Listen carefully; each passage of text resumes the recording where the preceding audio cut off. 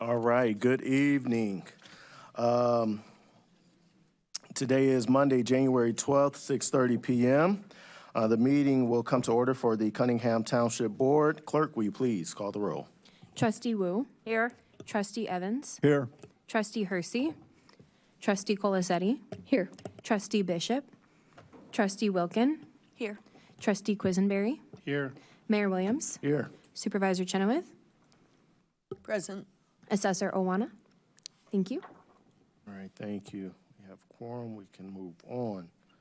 The next item is approval of the minutes for October 13th, 2025, as well as November 10th, 2025 public hearing minutes. I'll entertain a motion. Second. All right, moved by Mary Alice, seconded by Grace. All those in favor signify by saying aye.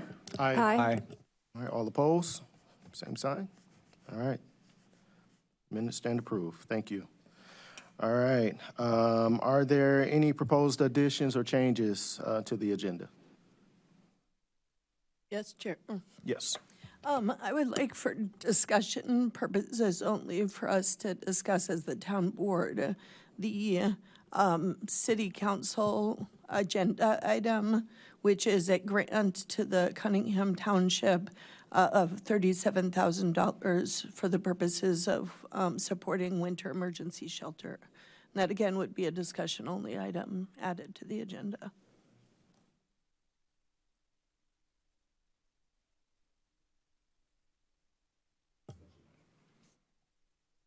So I would recommend you add it after the business, especially since it is discussion. That way we have time for questions and we've gotten all of the action items done, especially since we do have a guest representative here tonight to present on the financial report.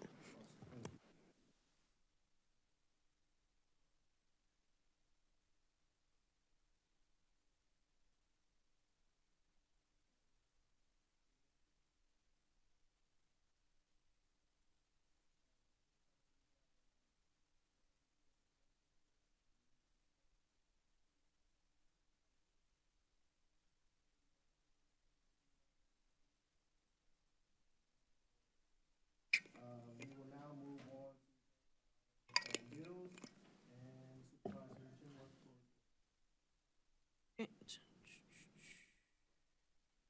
Chenoweth. Good evening and Happy New Year. So the town bills report is for November of 2025. As I explained at the last meeting, because we are running close to $500,000 in receipts per month, we're going to be reporting, and we're meeting the second Tuesday, which means our bills are actually due like the first week of the month. We're going to be reporting on the month prior to the month that we're in, 2 months prior, essentially. So if we're meeting at the beginning of January, we'll be reporting on November. So today's town bills, or November 2025 town bills, the town fund had $75,525.40 in expenditures. From the general assistance fund, we had $420,337.97. Our total expenditures for the month of November were $497,863.37. You have the town bills before you, and I'm happy to answer any questions about those bills. Thank you, Supervisor.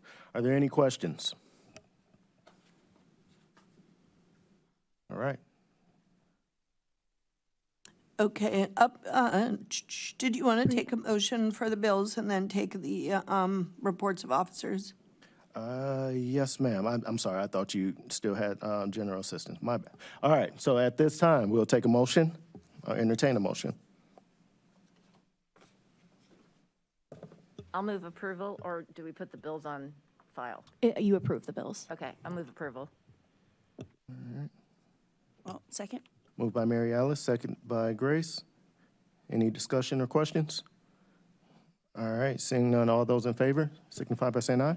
Aye. All right. All opposed? All right. Motion passes. Thank you. All right. We will now have reports of officers, which we have a presentation of the FY 2025 audit. Supervisor Chenoweth, the floor is yours again.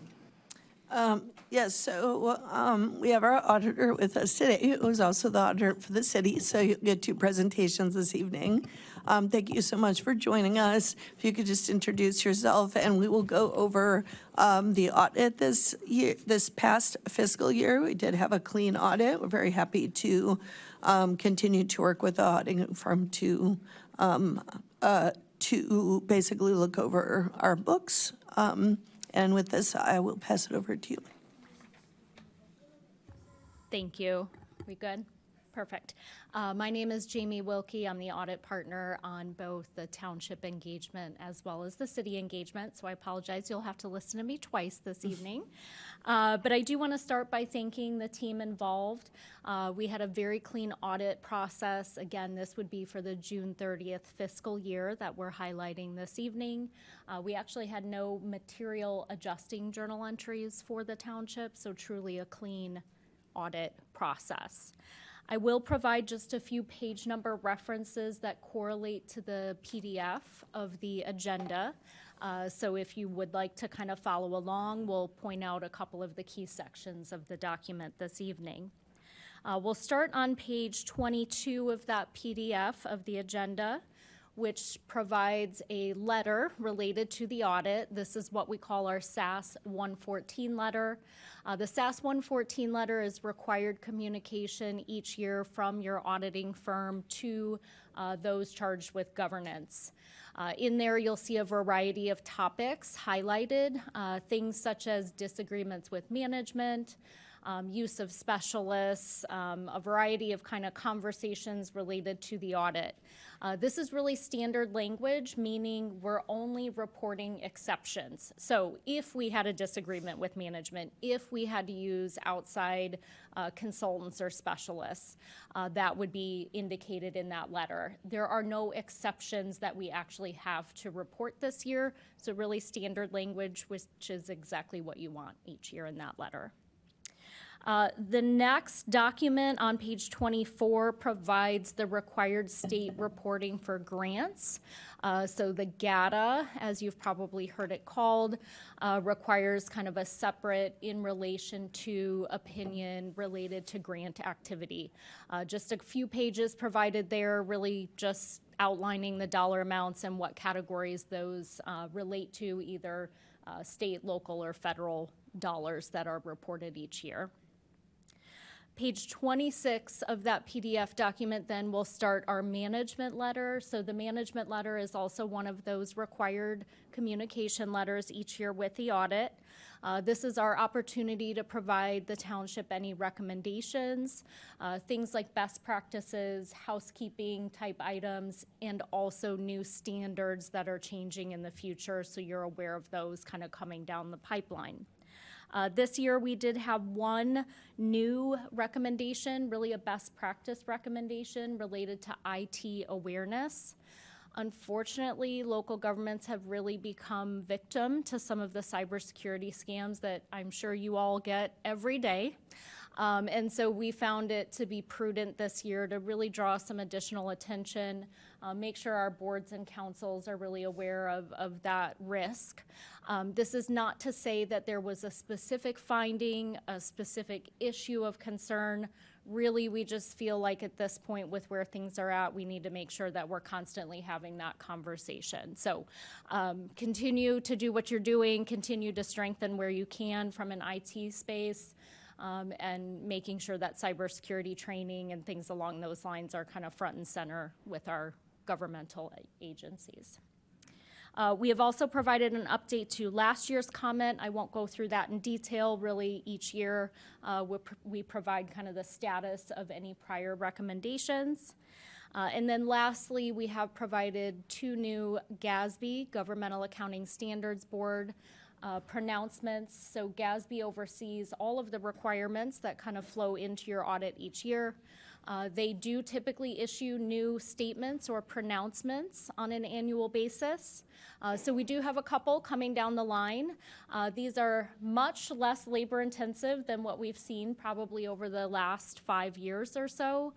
We will be working with the staff internally to make sure, obviously, that those are properly implemented. So happy to go into them in detail. I actually don't envision either of them having significant influence or impact on the township itself.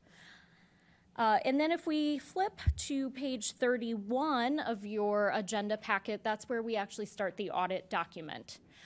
So each year, state statute does require that we undertake an independent audit with you all. The goal of that is obviously the issuance of a clean audit opinion. The opinion itself, you'll find on page 35 of the agenda packet. We have issued what we call an unmodified or clean opinion. So as Danielle indicated, that's the goal each year, and certainly what you earned from our audit firm for the audit for fiscal year ended June 30th, 2025.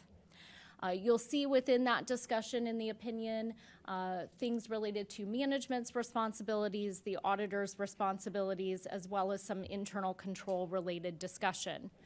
So we are opining on the financial results, meaning we are stating that the financial statements are materially correct. As part of that process each year during the audit, we are also required to take a look at the overall internal control environment. So state statute does not require we actually opine on internal controls. We review the overall environment, look at policies, procedures, workflow, things like segregation of duties, kind of the dotting of I's and crossing of T's. Certainly if there were any areas of concern, red flags, or exceptions to that internal control testing, we would have to have that conversation tonight. And we're happy to report we did not have any internal control related findings whatsoever. So when we talk about audit opinion, it's not just the clean opinion, but also good, sound internal controls. Immediately after the opinion, starting on page 39 and taking you through page 44, you'll find a section labeled Management's Discussion and Analysis, or MD&A. This really serves as the executive summary to the overall audit document. You have nearly, I think, 80 pages in this document. That's a lot to digest. So that section really is intended to be the highlights, the overview, et cetera. I always encourage our boards and councils to spend some detailed time within that part of the audit document. And again, that's pages 39 through 44. I did want to point out, overall, it was a positive operating year for the township. So when we take into account all activity, both in the town fund and the general assistance fund, we take into account capital asset activity, kind of all of the longer term assets or liabilities. The township did have an overall increase to total equity or net position. That was to the tune of about $120,000. That really relates to some of the grant activity. Grants in general were up in comparison to last year's grant revenue. So that's really where we're seeing the driver there. And lastly, I did want to point out, just for historical purposes, page 79 of the document provides 10 years of property tax history as well for the township. So if you're curious what tax rates or assessed values look like over the last 10 years, that's a great kind of summary snapshot on page 79 as well. Certainly happy to stop there. I know I've chatted quite a bit, but we can certainly open it up for any questions or clarifications on the audit results this evening. First, I'll say thank you. Thank you for presenting the information and the work that you all, put in for us. So we appreciate that as well. Are there any questions? All right. Thank you. Well, thank you. All right. Stick around for round two. Yes. All right. We will now move on to new business. Clerk, if you'd like to explain the approval of the annual meeting calendar. Sure. So before you guys tonight is the annual meetings calendar. It's in the same format as it has been in prior years. There's been no change to the day of the week or the time of the township meetings or the city council meetings and committee of the whole. We attempted to adjust for holidays where we caught those. Of course, I don't believe there are any second Monday of the month holidays that are going to impact township schedules and have Tuesday dates. But other than that, it's the same. You guys do have to vote to approve it tonight if it is to satisfaction. But yeah. Thank you. Awesome. At this time, I'll entertain a motion.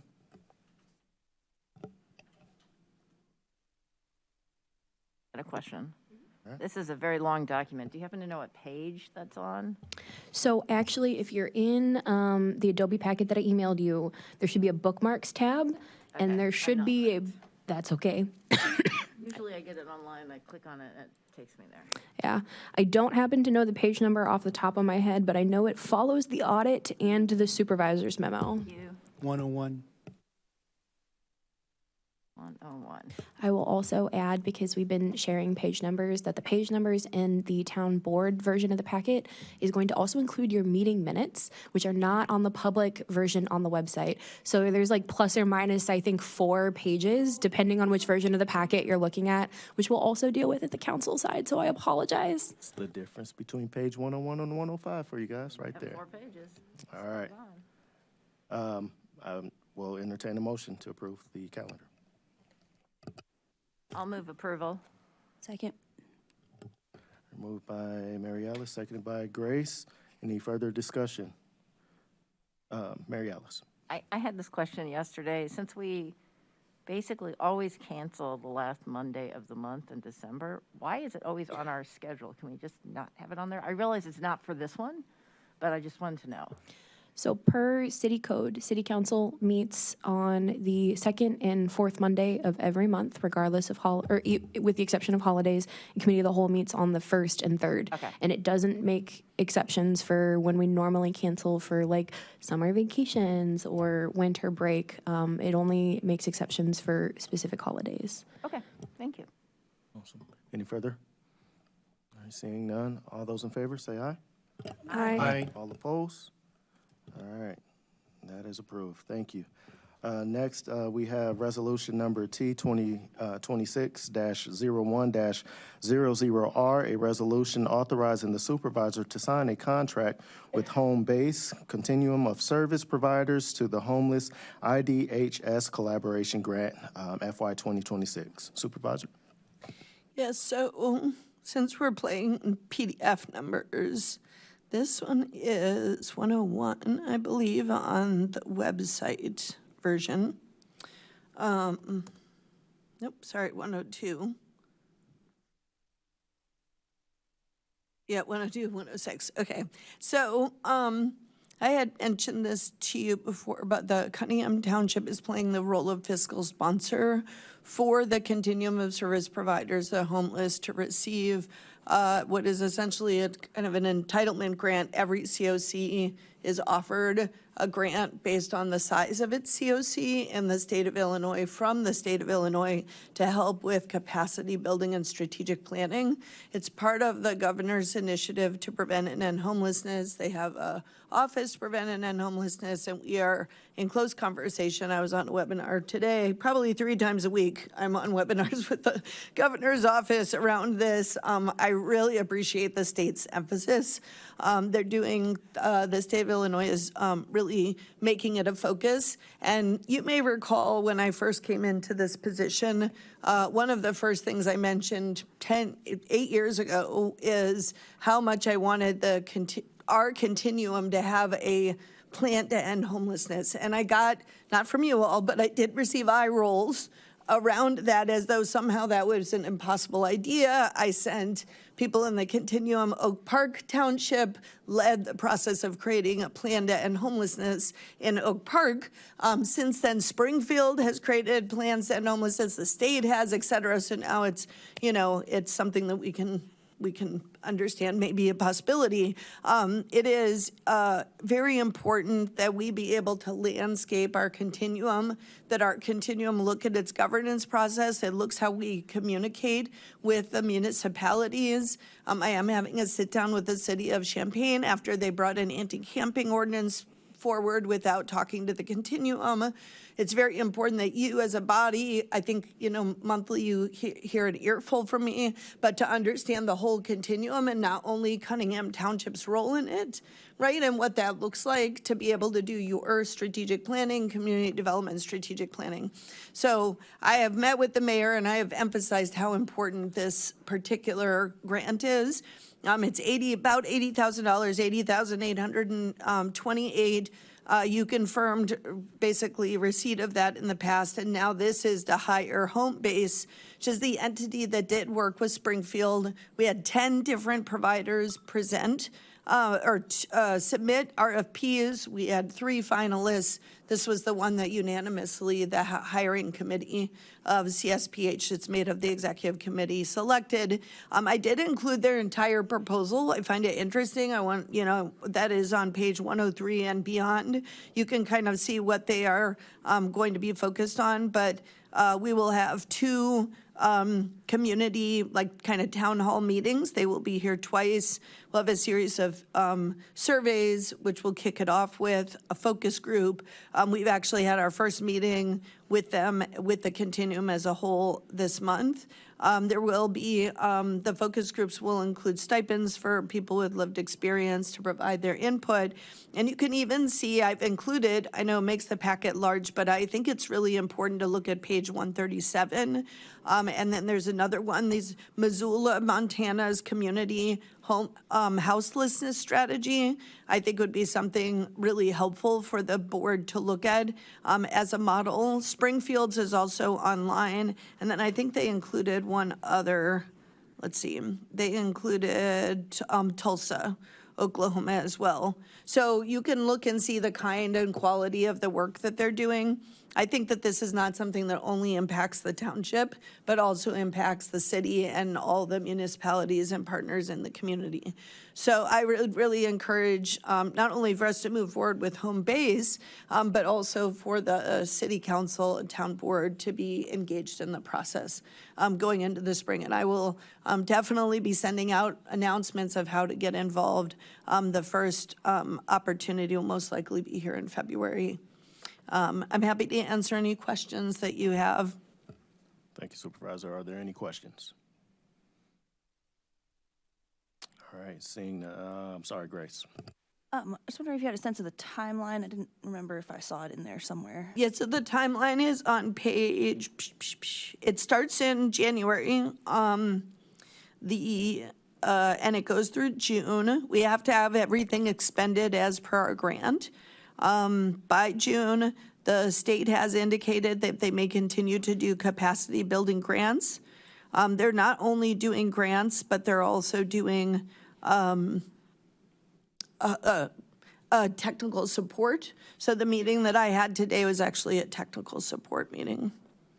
So essentially it's a spring semester with the hope that, once we get to the end of the plan, we are looking at implementation, and hopefully we'll have some additional support for that. Awesome. All right, seeing no further questions, I will entertain a motion. Move approval of resolution number T-2026-01-001R. Resolution authorizing the supervisor to sign a contract with Home Base Continuum of Service Providers to the Homeless IDHS Collaboration Grant FY26. Second. All right. Motion made by Board Member Wilkin and seconded by Board Member Mary Alice. Is there any further discussion? All right, seeing none. All those in favor, can I do seeing none, clerk, will you please call the roll? Trustee Wu. Yes. Trustee Evans. Yes. Trustee Colasetti. Yes. Trustee Wilkin. Yes. Trustee Quisenberry. Yes. Thank you. All right, that passes. Next, we'll have resolution number T-2026-01-002R, a resolution authorizing the supervisor to sign an MOU with Community Health Partnership of Illinois. Supervisor. Thank you. This will probably be the first of several. One of our plans for 2026 is to really improve our collaboration with mental health and healthcare providers generally. This allows me to sign a MOU with Community Health Partnership of Illinois, which is one of the federally funded community clinics. Promise Healthcare is also a federally funded clinic, and I'm also in conversation with them. This group basically has a mobile clinic. They take Medicaid, Medicare, most insurance. They have a sliding scale fee. If we bring somebody to the clinic and they don't have any insurance, we pay $25 for them to be seen, and they're assigned a community navigator to help them get on Medicaid, so we can kind of like at a very low cost immediately start. They have psychiatric services. They have gynecological primary care. They're willing to come to the shelter to provide services on site. And they have a mobile clinic. So we're really talking about, they have child dental, all kinds of things. And they've been expanding those services. So we would like to move forward. We do have an outreach event scheduled for January 26th. This resolution is not required to do that outreach event, but for them to actually start providing the services on site.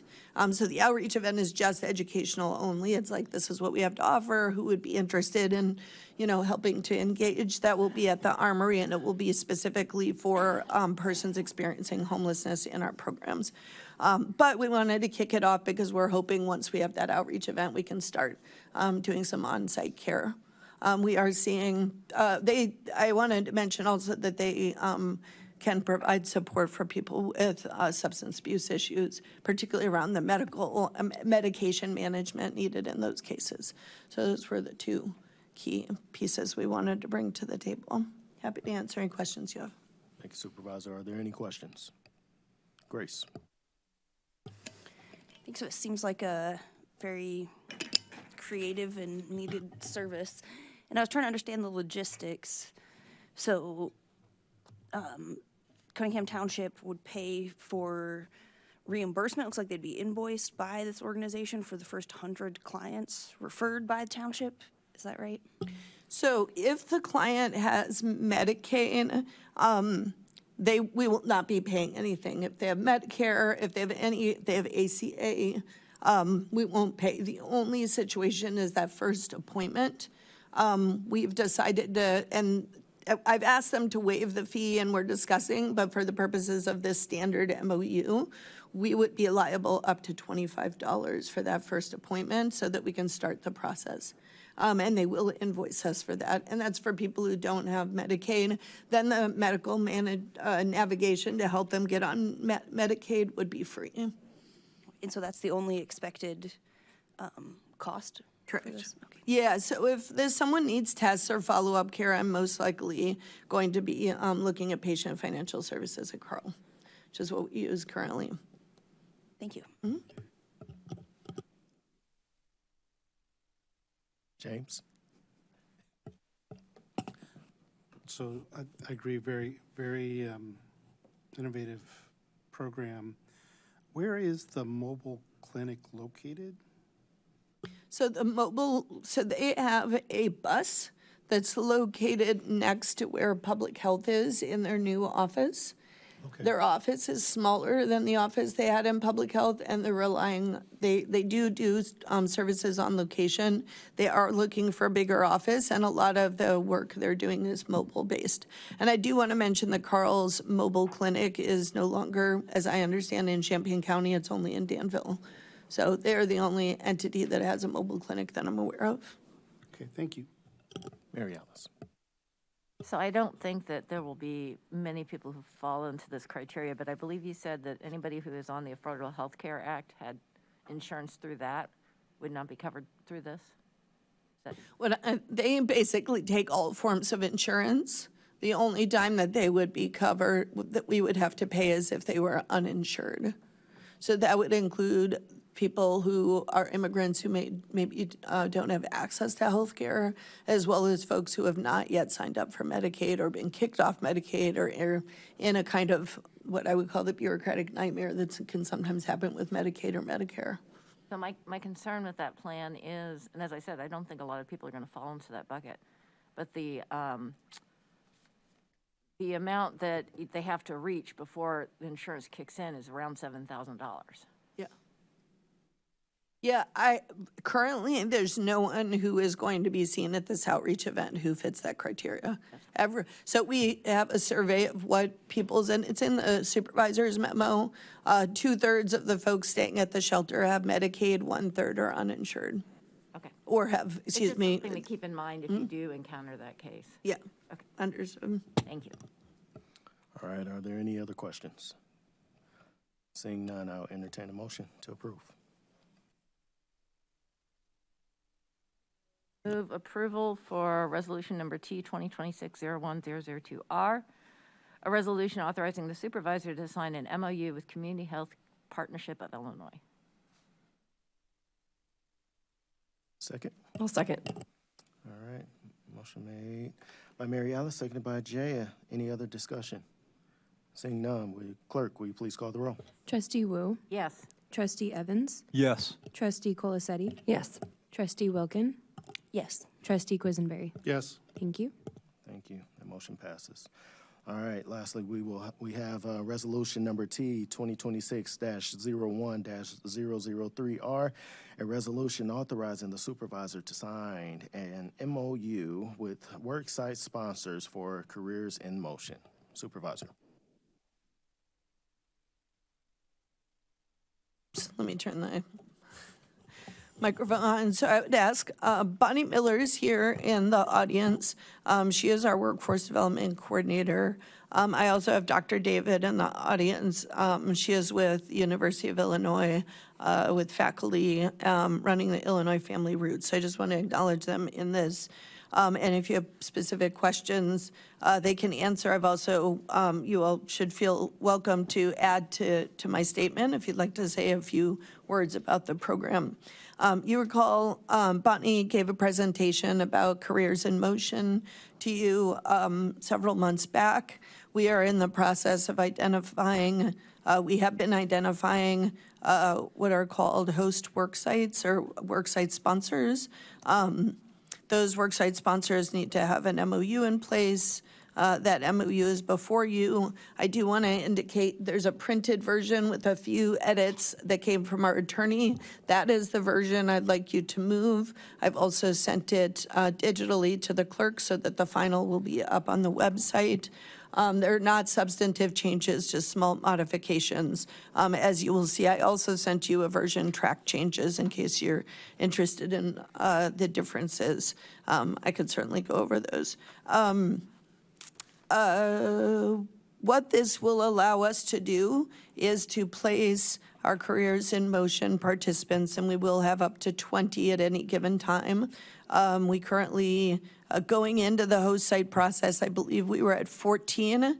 We have one person who we are retracking to the disability track, and we have 2 participants who have received jobs during this time. So they actually will be graduating early before they're placed at the host site. This will happen. We do have folks moving quickly through, but the rest will continue, and the next step will be for them to interview with host sites. Right now, we are working with the University of Illinois, First Followers, and Cunningham Township, our internal programs. We have a series of conversations kind of for our second round.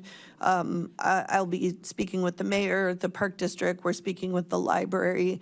Basically, we're looking for public and nonprofit entities where they may be interested in having a pipeline into entry-level positions from township into their positions. So we're looking for host sites that would be able to provide that oversight and sponsorship. In return, what the host site gets is 20 hours a week paid for by the township. It's paid at a stipend that ends up being minimum wage. It's broken into 2 pieces. There's a stipend that they receive each month, and then there is a portion that they receive at the end as a kind of bonus at the time of graduation from the program. And that bonus is equivalent to $200 per successfully completed month. So for example, if the two who just got a job had actually started at the host site for 3 months, they would have received $600 when they leave because they would have put that time into the host site. So in addition to other support we may offer, rental assistance, et cetera, it kind of helps to launch folks into the next piece with their graduation. So we're very excited about this.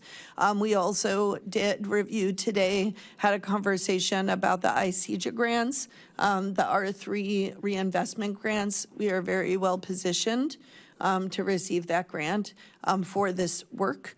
And so we'll be going towards that to see if we can both relieve some of the burden of the tax levy in terms of the grant and also scale it up, because the number of people who have inquired about this program who appear to qualify definitely outstrips the spots that we have. So until we receive additional grant funding, we will be limited to 20. But I am hoping to see a successful program and for us to be able to grow from that. With that, I would like to offer to Bonnie and Dr. David, if either of you would like to come and speak. You don't have to, but if you'd like to share a little bit about it, feel free. Bonnie's got it. Okay, you're good. Dr. David, if you could come to the table and just push the button on the microphone. I'm excited about all our host sites. I don't want to be partial to one, but I will say that working with the University of Illinois on the Illinois Family Roots Project is very exciting because they're working to ramp up and keep employees over time. So the ideal work site is one where they have opportunities in the future to bring those employees on. They are not required to.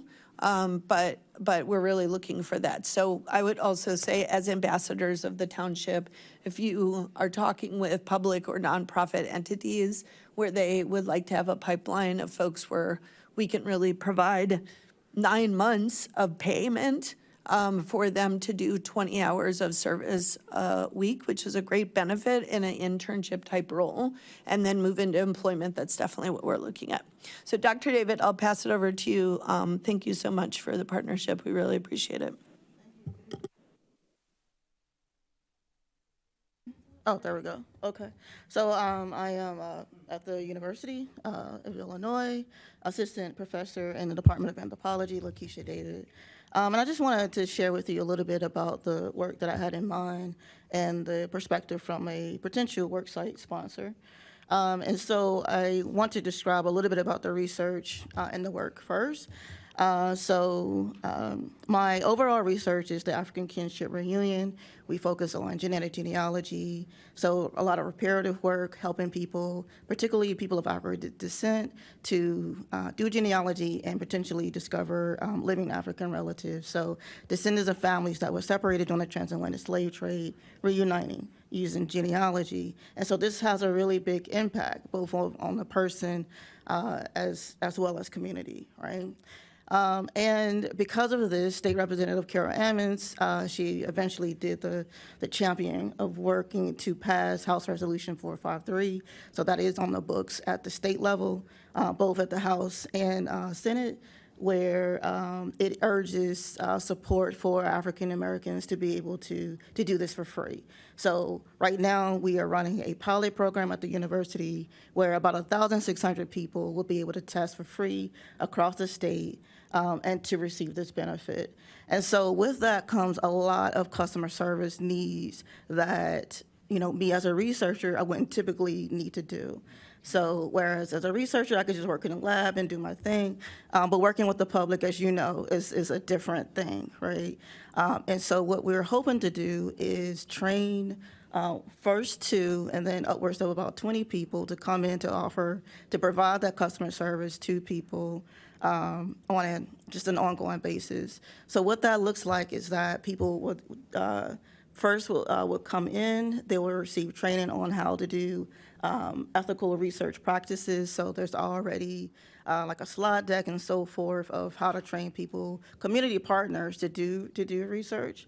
And then they will learn how to do basic customer service, for those who are interested, they'll also learn how to do basic genealogy. So this is not only helping others to understand their genealogy research, but also giving them the opportunity to do their own genealogy research, which does have a positive psychological impact. So with this, there's also database training, archival training, and these types of things.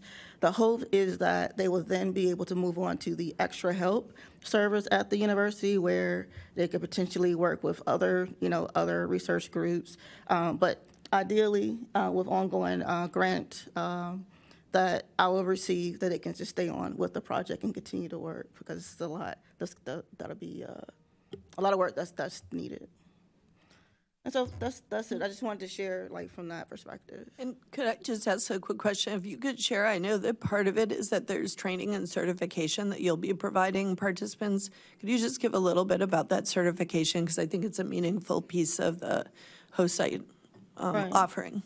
Right. So to work on any research project, we have to learn how to do ethical research, right? And so that, has a set of rules because of the history of abuses in the research. And so the university is offering it for free, a training for free for community partners. So there's a version for people who are, students at the university, and there's a version for community partners.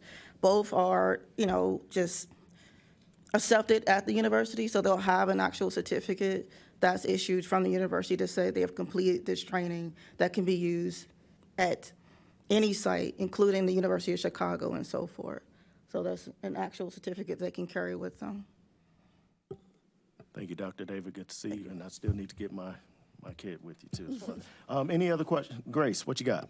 Thank you. I did have one that I think is maybe related to you, Dr. David, maybe before you go too far. I think the program is great. Thank you for sharing all the background on that, and excited to see that there's some long-term potential for employment. And then I was just curious about privacy with that kind of genetic information. Like, does the University of Illinois own and protect that information when it's collected? Okay, so that is exactly what this training is about. That is the first thing that we need to do to then be able to list them on the IRB protocol. So the Institutional Research Board protocol that says you are allowed to look at, the participants and things like that. Even then, being the steward of that data, hopefully you can hear me, being a steward of that data, they'll still only be able to see basically like a need-to-know basis. They will only be able to see, like, the participants and whatever they need to do to help people, right, with their customer service. So I want to make sure I'm answering your question. There's a bigger question about privacy and security that me as a researcher that I manage. So can you tell me more about what part you're asking about? It's just generally wondering if this is under ownership and protection within the University of Illinois or a third party, just that there's been issues with, like, the 23andMe and Right. selling people's information and using it differently. Like, if this was third party, or where is this housed and protected, that information? Okay, yes. So I am a genealogist, and I am the one that's doing the analysis. And so I collect the saliva. We do have a partnership with Illumina. They're the one that produced the array to do the DNA extraction and the genotyping. We are not doing that on campus because of just the backlog. Just they can't handle that many samples. So then I get the text data. So we have an agreement with Illumina. Once I get the text data, that is maintained within my databases. So we have me as an I have the data on AWS systems. From that, we follow the HIPAA compliance, as well as cybersecurity rules and things like that. So making sure that all the HIPAA compliant rules are followed. So there's an actual score, a real-time score of those protections, as well as the other scores too. So real-time, this is protected on AWS systems. Thank you. Yeah, okay. Ms. Bonnie, did you have something? Come on up. Yep, come on up. Come on up. Thank you, Dr. David. Thank you. I just wanted to say this program that I helped to develop is very meaningful to me. So I would be remiss if I didn't come up and advocate for my program. But I just wanted to let you all know that my 8 people that are homeless that have now been housed are so grateful and excited about getting ready to work. One of them told me the other day, I can't wait to get up to go take a shower to go to work. So for me to ask that you do sign this MOU to help them go out and search and get their jobs, I would just really appreciate it, and I thank you all so much. And thank you, Danielle, for your knowledge in this too. Thank you, Ms. Bonnie. All right, Chris. Yeah, I had a quick question. Thank you, Dr. David, and thank you, Bonnie, for your service, and you, Danielle. I have a general question, and this is out of the experience with about 5 years ago with First Followers when they were trying to find employers for folks coming out of prison. And my question to you folks is it difficult, are you having difficulty finding host sites to employ folks? I wouldn't say, I think in some ways our biggest difficulty leading up to this has been the capacity of trying to build the plane as we fly in. We really wanted to make this pivot. We wanted to do it in alignment with the Housing Authority funds for, we've been raring to go on this for a while. And so what we've wanted to do is to work with our existing partners first, because I think the larger challenge is definitely a challenge for people with backgrounds, et cetera, to access the workforce. But the folks that we're working with, the number one thing that they are dealing with is confidence. The number two thing they're dealing with is health. And for those who are homeless, who were experiencing homelessness, you know, that was up there in the top, those top 3. And so we discussed how important it is for us to sit down and have deep conversations. So we sat down with Dr. David and really walked through that piece.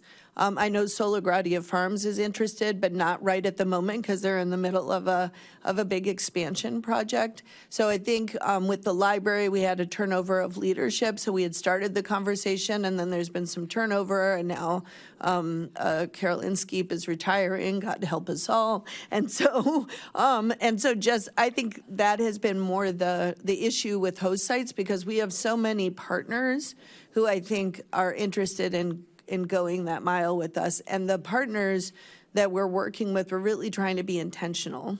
So with First Followers, the folks that we're looking to place with First Followers, and they will get an opportunity to interview and select, right? So they're not just voluntold, have backgrounds, they have a criminal background. And so the idea is to introduce participants into an ecosystem that's very supportive of them where they stand, right? And so we want to do that similarly with our partners. So for example, were we to work with Courage Connection, and I think we've been having a lot of relationship conversations with our different relationships to kind of figure out where we stand. But, we'd want to potentially place folks who have domestic violence in their history so that they're inside of an ecosystem of support that works. So I would say we haven't had a lot of no's.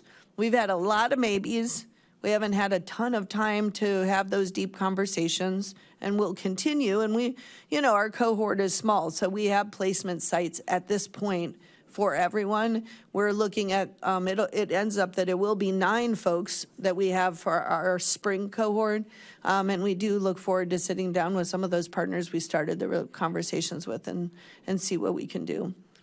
So no, I don't think, because we have, the last time I counted 49 partnerships, with the community health partnership, that makes it 50. I don't think we'll have a problem finding partners. Awesome, thank you. Are there any additional questions? All right, seeing none, I will entertain a motion to approve. Mayor? Yes, ma'am. I will make a motion. I will move resolution number T 2026-01003R, resolution authorizing the supervisor to sign an MOU with worksite sponsors for careers in motion. Awesome. Is there a second? Second. Motion made by Mary Alice, seconded by Jaya. Is there any additional discussion? All right, seeing none, clerk, will you please call the roll?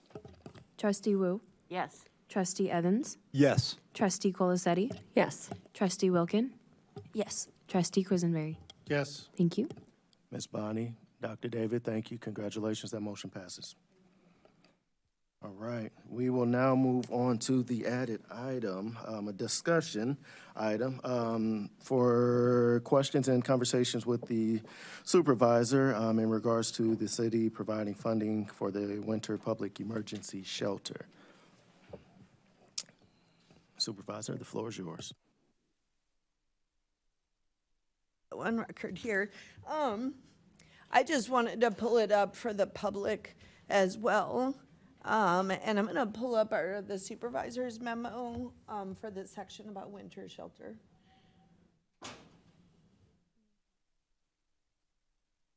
And it's taking a minute. We'll get there. It's a very large packet and having a big thinking time. Okay, so if we look at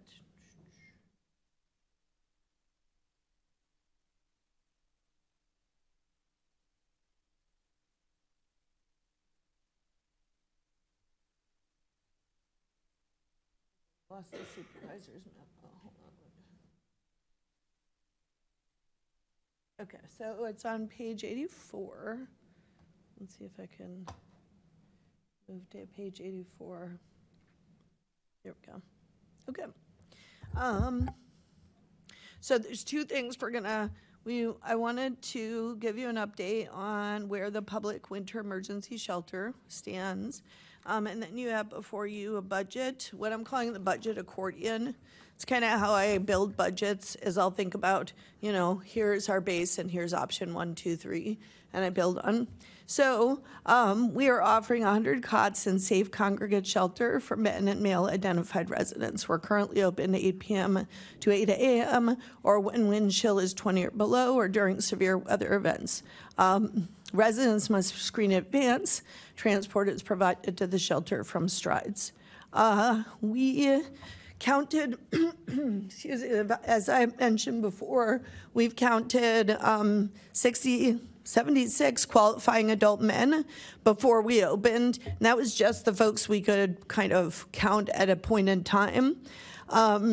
And we went ahead and worked with Public Health and Friend in Me, which is our contractor, to produce expanded winter shelter. We opened November 25th ahead of severe weather. Has been the coldest we've had so far for the winters. I think it will be cold again, but I'm very happy we were able to open in time.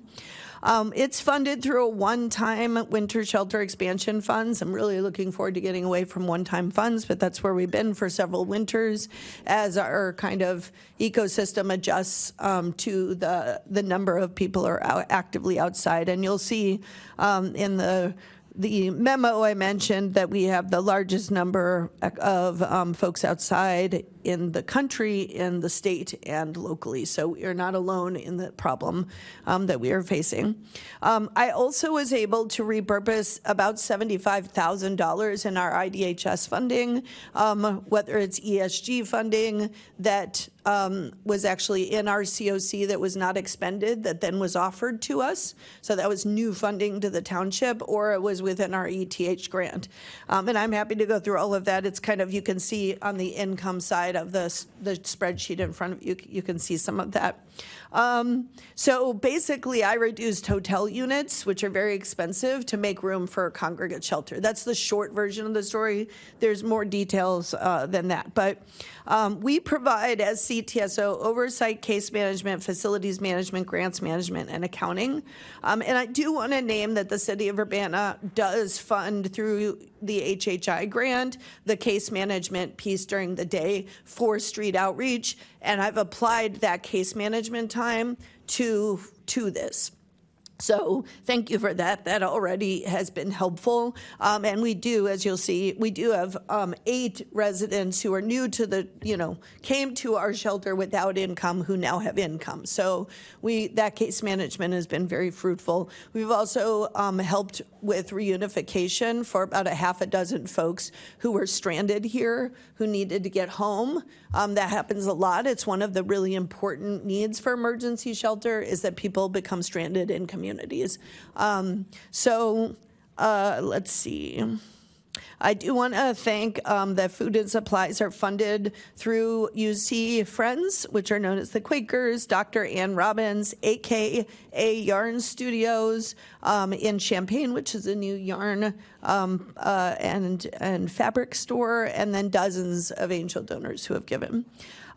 So the funds for the nighttime have generally been secured, and the additional funds are needed to pay for daytime or any date extension. And I say generally, meaning, I have a set amount of funds and the number of people who are staying, it's an art, not a science, budgets, but we have a slight shortage for the nighttime shelter. I do have funding proposals as City of Urbana, City of Champaign, Champaign County, and CUPHD are in progress. And you all are the first. I appreciate you being the lead agency in this conversation. I know that you're considering as the City Council, $37,000. I just wanted to name that pays for about 1,400 person hours, which is significant. Thank you. We're eager to add hours to engage with case managers and provide that healthcare support. So for us to have the mobile unit come to the Armory, we have to have folks there for both security and case management to provide. So we don't have that right now. We're trying to add it. I do want to just give an update on where we stand. We have been doing a lot of data collection and data analysis. This is our first pass. We'll also be providing this to the consultant. But we have served 104 individuals, have spent at least one night in Pee-wee's since its opening November 25th. Typically 45 to 55 gentlemen stay per night. They're supported by 3 staff members. So anything over 40 people, and we have to have 3 staff according to the kind of structure that we created. The maximum number in any one night has been 65 as of the time that I wrote this. The men receive a light dinner, meaning we're doing sandwiches, and we do have faith-based groups that have been putting together the sandwiches. We welcome other faith-based groups, but we've basically been prospecting volunteers who can help put together the sandwiches, because I came into the office one day and there was a pile of sandwich making happening, and I was like, no, we're going to give volunteers to do this on top of everything else you do. So we also do hot breakfast, sandwiches, and coffee and drinks. On Thanksgiving and Christmas, we did stay open, and we were able to provide CUPHD approved Thanksgiving and Christmas dinners on location, so that we felt that was important. All residents who don't have them receive annual bus passes, except for our transients. We provide basically bus tokens or 1 month. They have access to showers, limited laundry and storage, although our laundry is about to be installed this week, and so we'll be able to do more. We've been doing most of our laundry off-site, like the bedding has all been off-site. By the end of January, residents will have greater access. Okay, I already said that. So in December, 1 resident was banned for physical altercation. We've had 0 complaints from the neighbors. And I will say, actually, we had an Amazon purchase that was delivered to the neighbor instead of us. And we went and knocked on the door, and we said, hello, we're sorry that you got our delivery for our shelter. And they said, what shelter? And this is the house directly across the street from the entrance to the shelter. Okay. So you can thank my staff when you get a chance, because they have done a lot to make sure that things are in order. It has not been without incident. There are definitely incidents that happen that primarily have to do with mental health and substance abuse issues, which is not the majority of participants. Most people think that the majority of participants suffer from mental health and substance abuse. I will say the majority of participants suffer from some disabling condition, as we'll see. So I wanted to talk about preliminary preliminary data because I think it's a really important snapshot of those who need low barrier shelter. And I'm also going to be sending this to the other municipalities. And I'm happy as we get, like, once I get my intern starting on Tuesday, I'll bring charts and graphs and visuals. It's going to be great. But this is what you get for today. So 28% of that 104 men, so that's 29 men, are 55 and up. The age range is 17 to 72. The average is 45. 61% of the men, 64 men, list a disabling condition. 45 of them state a disabled status. So there is the status of being disabled, which is considered a permanent or semi-permanent status, and then there's a condition that is disabling them from being able to work at that time. That's the distinction. So 61%, almost 2/3, have some kind of disabling condition. About a third have 2/3 have Medicaid, about a third don't. And I should say Medicaid or Medicare. 39%, 41 report some form of income upon entrance. That oftentimes surprises people, but it is about 40%. Now, some of that is, and I've broken it down, 14 men have report earned income. The rest receive disability. That's 19 men. 3 get retirement, and 4 are on general assistance. And this is upon entrance. So I mentioned there are also 8 men who have gotten jobs because they have the stability of showers and place to stay. 2 report being a veteran and are being referred to veteran services. We do that referral right away because there's quite a bit of services. I wanted to point out this, and this is for the community. Oftentimes I hear a lot about, well, if we build it, they come. And I will tell you, I think the number one reason politically that I hear that we do not support low barrier or emergency shelter in this community is the fear that they will come. And I would like to put forward a hypothesis, which I think is well substantiated, that the homeless are an internal refugee population. And I will tell you that 25 residents actually exited in the month before we left, we opened. And then we had about 25 enter. So we're constantly, people are churning. And so when Restoration Urban Ministries closed, they reported resettling 25 folks outside of the county. So I just want to point out that piece is that we really are doing this kind of constant displacement, not only for our immigrant population, but also for our citizen population. Okay, so 62%, 65 men have been in Champaign County 2+ years. Of these, 48 of them have 10+ years of residency. So 15 men have been in the county 4 months to 2 years, so also pretty similar to the student population, right? And about 25, interestingly, the exact number that Restoration Urban Ministries told me that they resettled, and I can tell you it's not the same people, arrived in Champaign County of 0 to 3 months. So I actually asked them to break down what they came for.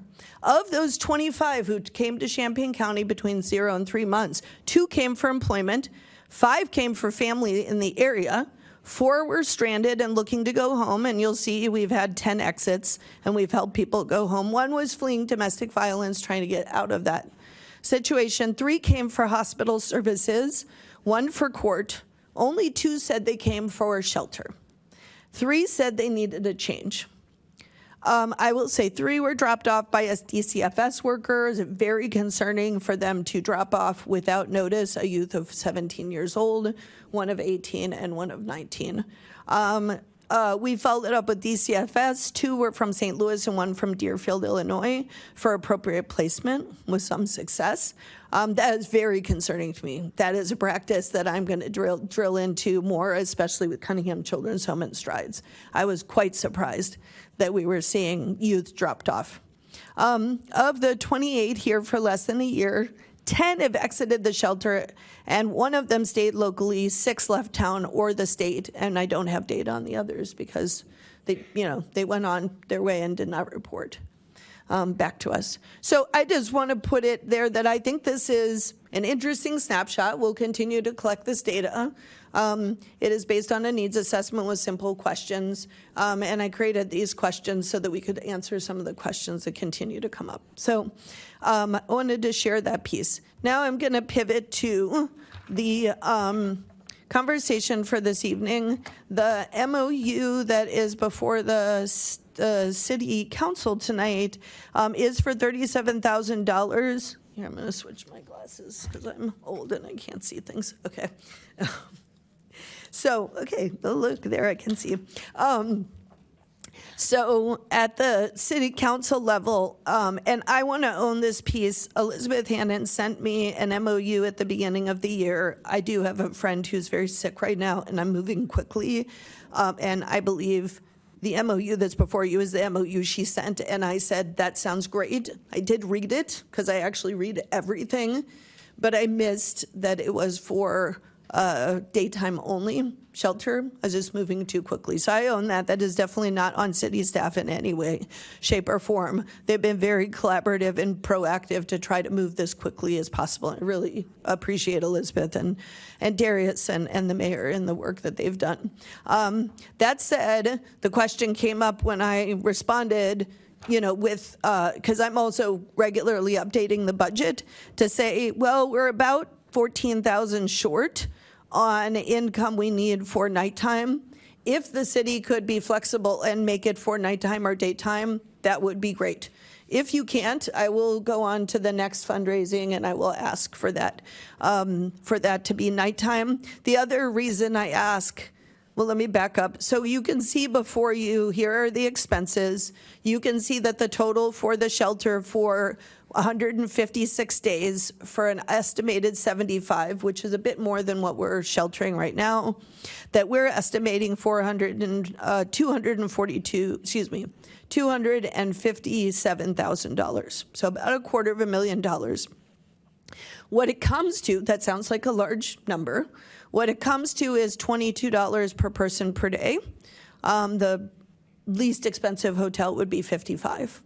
Okay, so, and hotels are not always appropriate for a low barrier situation.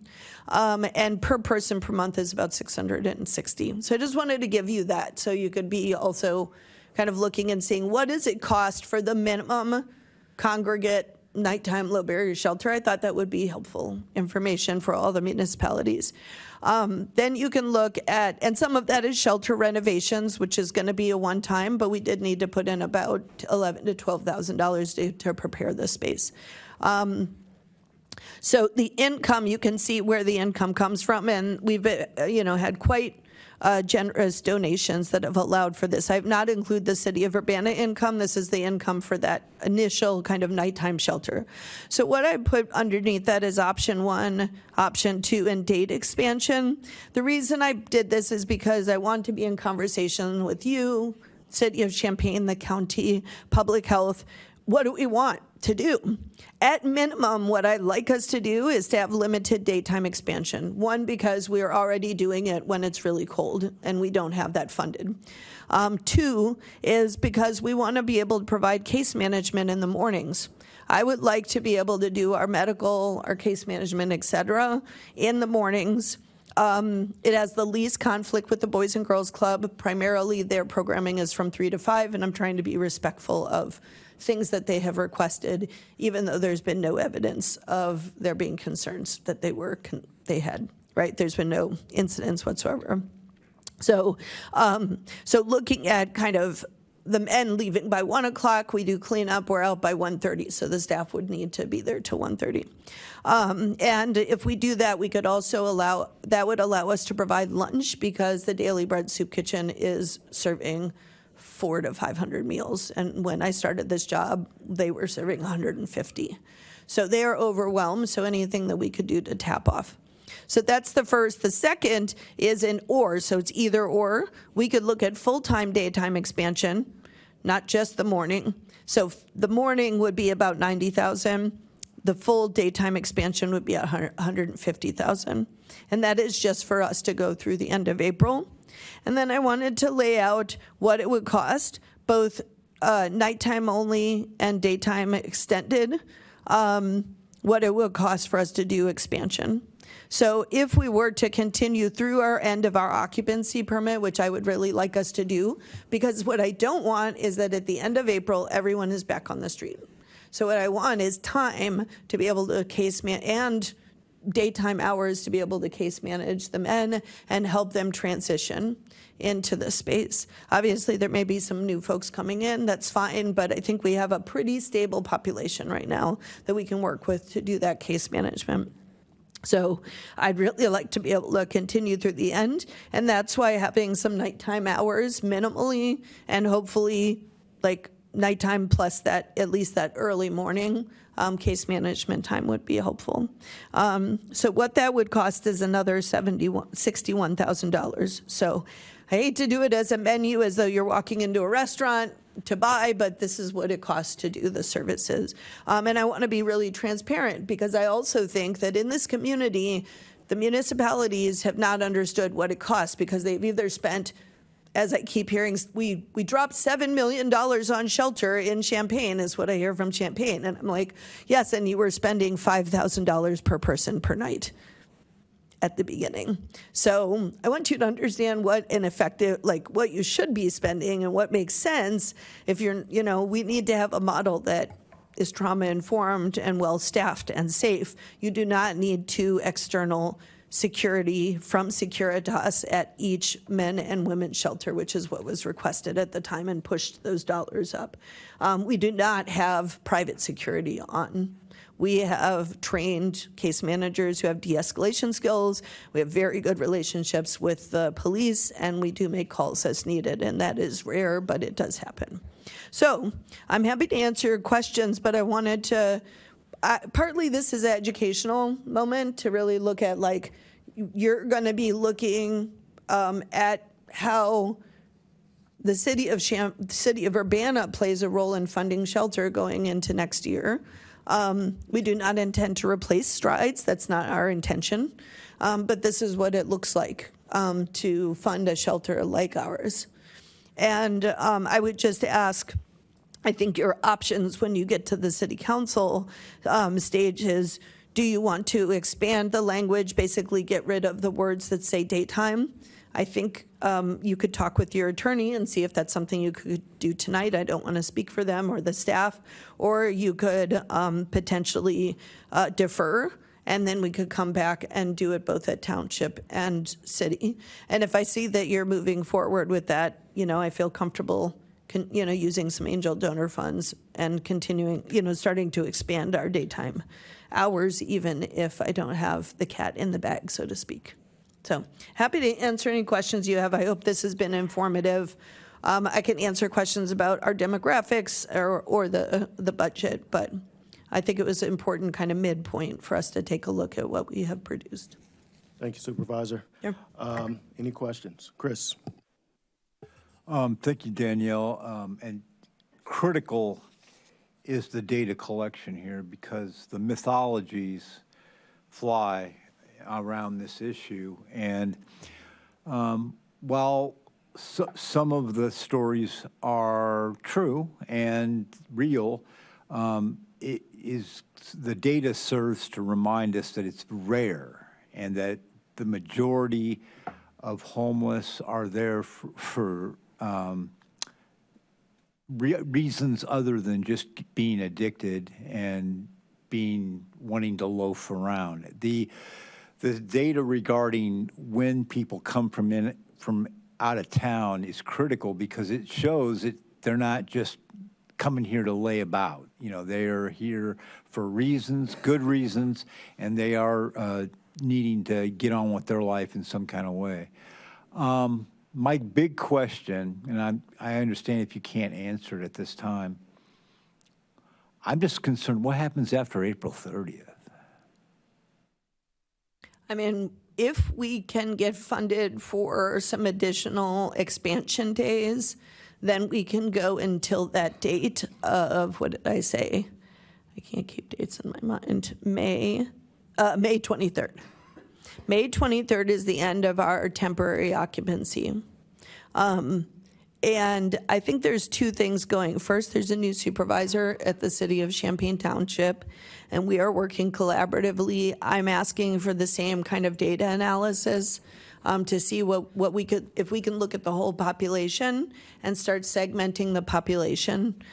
Because if we have folks who, and I know we do at both shelters, with income, especially Social Security income, I'd like to know and be able to report to the city councils, what if we had housing for every single person on SSI, SSDI? Their income is not going to go up. You know, it's going to remain the same. So the only reason that they may be in shelter is because of barriers to shelter, because of past eviction, because they couldn't afford housing, et cetera. So how do we basically start taking the population and understanding the different needs? People talk about the homeless. I don't even want to use that phrase anymore. It's different, a diverse set of residents experiencing homelessness for different reasons. That's a long mouthful, but that really is what it is. Right? And so do we want to have 2 low barrier shelters? I hope not. I don't think that we should. We're doing that right now because our continuum has gaps and folks are not necessarily moving along. I'll give you an example. One example of many. I looked at the data to see how many folks were moving from Strides to See You at Home, which is supposed to be mid-barrier, right? So you're supposed to go from low barrier to mid-barrier. And in 1 year, I saw 2. So that's a problem. So I looked to see, are we maximizing our tenant-based rental assistance at Courage Connection? Are we maximizing our rapid rehousing at the city of Champaign Township and at Cunningham Township? City of Champaign Township didn't expend all of their rapid rehousing because of a lack of leadership, not because of a lack of trying, I believe. Right? So like looking at where are the stuck parts. And so I want the continuum, this consultant, to help us look at what are all the train cars. I always think of it in terms of a train, right? Like what are all the different train cars and which ones are missing or which ones don't have adequate movement between them, and then which ones are missing funding. So it might be that because we're not funding permanent supportive housing, and in fact the federal government is trying to close permanent supportive housing, it might be that we have a bunch of folks with disabilities staying in a low barrier shelter for 1.5 years, which we don't want. So we have to be really, kind of have to look at this. I think it is a time where we really have to do a deep dive. And we will need local dollars to fill those gaps, whether it's townships, it's the cities, it's mental health board, it's public health, especially with the federal government where it's at, because they're clawing money away from our communities. So I know the state is trying to step up, but they're also going to deal with the Medicaid disaster and the SNAP disaster, right? So I want the city councils and the county and everyone to be very clear about what the problem is, very data-driven, and very strategic with our money. This is not a time to, we need to really be thinking where we need to be making some investments, and we need the investments to be strategic everywhere, not obviously only in community development, but that is where we're sitting now. One last question, Mayor. Yes, sir.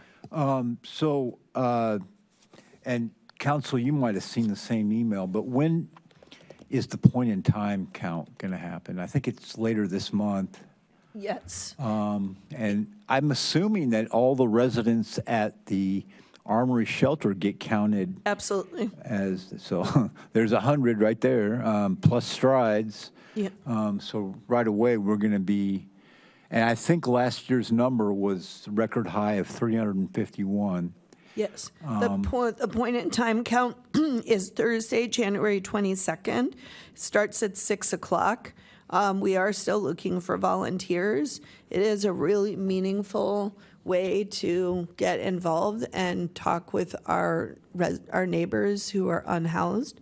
And so we will have some numbers after that. And yes, everyone in shelter and unsheltered is counted, and we do distinguish between the two.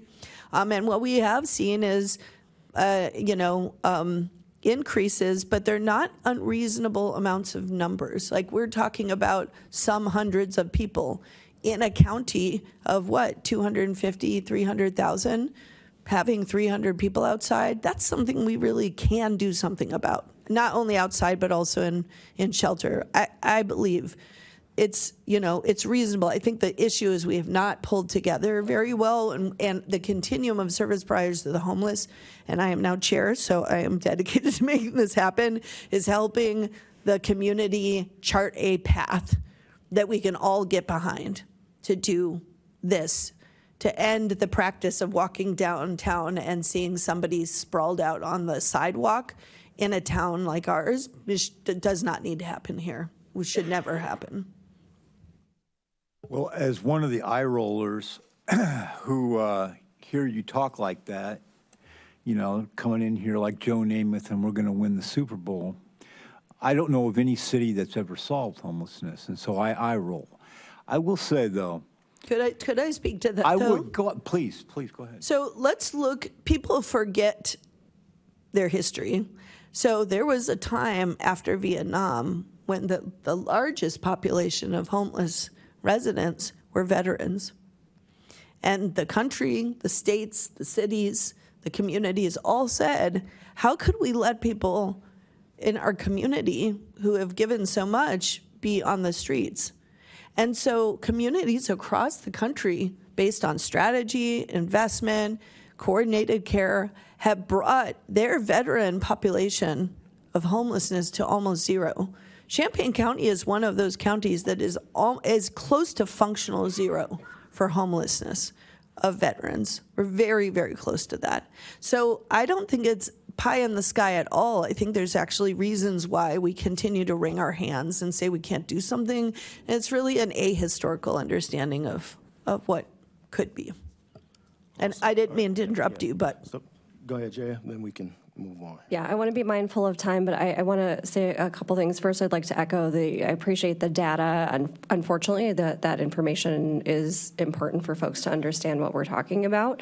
And I think just to reinforce again, every time we try to do more for folks who are unhoused, there's all this hand-wringing and fear that gets raised, and just remembering, and I appreciate reminding folks, these are members of our community, right?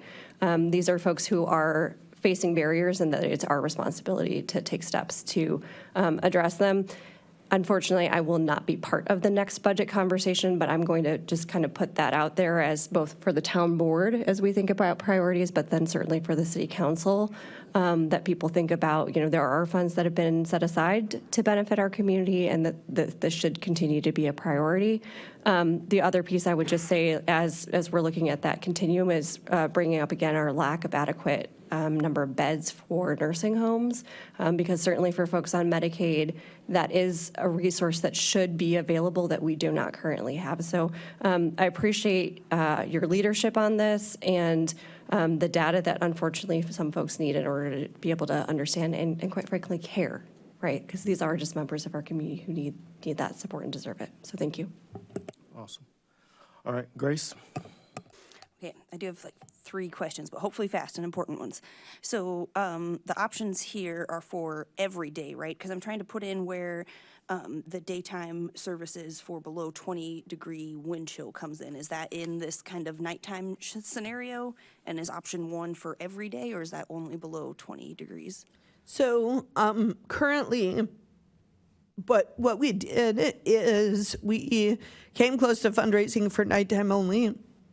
And then we, when it was under 20 below, we just had to house people so that they wouldn't die or lose fingers. Mm-hmm. So we've been basically funding, running, I would say, over budget on a week-by-week basis. There have been some places where I've been able to pull some things back. And so what you're looking at essentially is nighttime, and then you see daytime expansion. 1 and 2. So luckily we've only had to run daytime, I would say, I just did the invoice, I think it was about 12 to 15 days since we started. So it's not too bad. But as you consider, I would like the flexibility to use the funds to continue through May 23rd. To fill that gap that is nighttime, because I've had to spend some of the IDHS money for daytime. and to at least get us to some partial daytime expansion. Except then when it's cold, we would be open that 8 to 8 period of time. So we'll continue. We're committed to that. I had verbal confirmation from several folks in the wings that if they would pay out of pocket for it if need be. If I did, for that, like it's freezing cold. That's why you'll see a doctor at the table, and they've seen it. They've seen what the effects of frostbite. So. And then, so for City Council, you're asking that we either remove daytime from the resolution and budget either tonight, or you said it's okay if we do need to defer and take a little more time. And if there were extra money in the city budget, is there a reasonable increased amount that would be helpful? So that's why I gave you the dollars here, is that you can basically see, if we wanted to get to the end of April with limited daytime expansion, then essentially you would be adding the 267,000 to the 90,000. So it's like a mix and match. So you add those two together, that's where we would need to go. You can see that we're $14,000 short, and that amount would be what we would need. And again, I do want to mention that I am going to the city of, I think it needs to be a multi-jurisdictional contribution. I'm not asking Urbana to hold all of the pieces. And there is interest, but you can kind of see what those pieces are. And then, if I could wave my magic wand, essentially we would be open, all the time through May 23rd. That's where I would like to be. And certainly if I had any kind of lead time in fundraising, I probably would be there before the year started. But we continue to kind of see kind of one-time funds for this. So hopefully we will get to a model that is more sustainable. And like I said, we'll fix some of the things in our continuum so that we understand what pieces we need to fund. Thank you. All right. Thank you, Supervisor. Mary Alice. So Danielle, I'm trying to think about the order of things here, since you are going to be going to some of the other cities.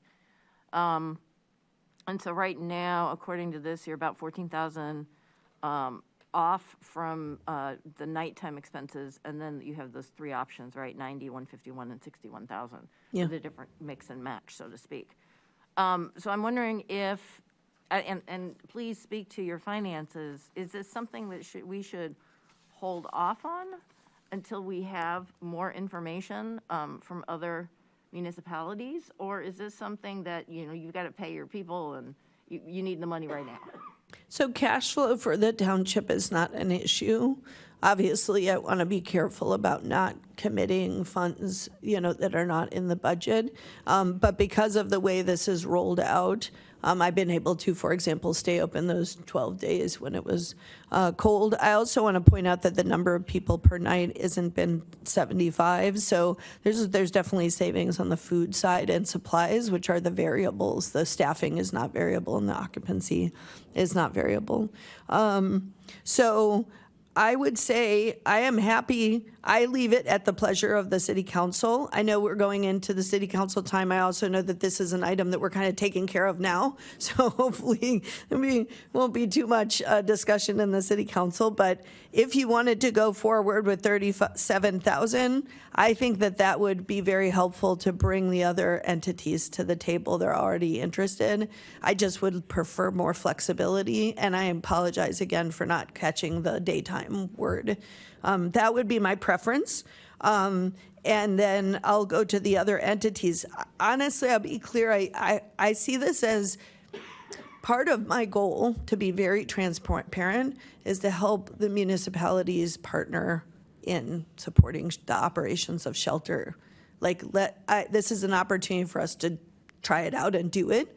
And that's why I'm trying to provide all the financial data. It's kind of like a pilot that helps us. So I think it would be very meaningful, given that the city of Champaign has done a lot of the funding of strides, and certainly with ARPA dollars, Urbana did as well. It'd be very meaningful for Urbana to lead on this. But like I said, I'm not starting from jump. I've spoken with other entities, and they are interested, and they're waiting for a proposal from me. So that would be my preference, is to move forward, but I don't want to make anyone uncomfortable. We can keep, we're going to keep taking care of people. So. All right, thank you, Supervisor. Sure. All right, with no further business before this body, this meeting is adjourned. We'll take a couple of minutes to transition and go right into City Council. Thank you.